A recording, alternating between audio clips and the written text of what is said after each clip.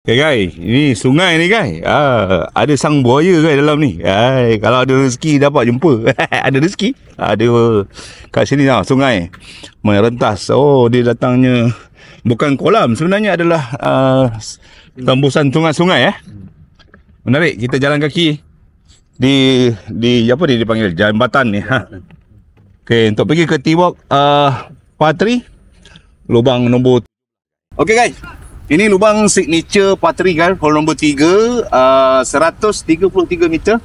Sebelah kiri ada sungai, green straight saja. Sebelah kanan green ada bunker guys.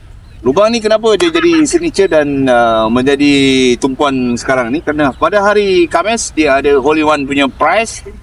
Lebih kurang 50,000 sekarang ni terkumpul. Pada hari Selasa lebih kurang juga 20,000 campur bawah dah. Lebih kurang 30,000 lah, tak lari. Jadi kalau masuk hole in one kan, you all ada sedikit tambahan bayaran saja. Okay, alright, mungkin kalau members pun RM10 kot. Kalau non-members mungkin RM3 tu. RM3 dia bang RM30. Kalau non-members RM30 Kalau members tambahan dalam green fee adalah RM10. Great. 133. One good shot late. One good shot. Manis-manis. 9 iron guys. Okay, one good shot. Yes.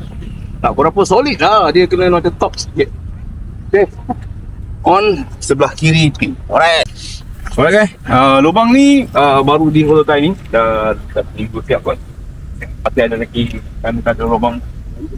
Dia bersorak. Kalau dia nak berdiri macam mana pun dia boleh berdiri guys. Tak kira lah nak holotai ni ke nak apa. Saya ambil satu quarter ke kiri guys. Siap. Bola ni blending dengan baik. Lipat bawah berdiri. Kurang 15 kaki, 10 kaki, 20 kaki. Kiri harapannya itu. Down to 4. Alright. 1 to 5. 4.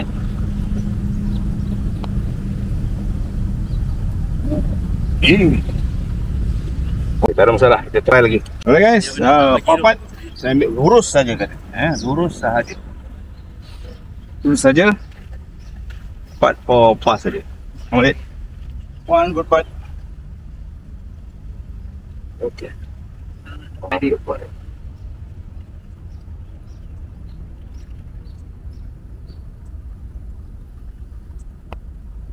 Bersangkut.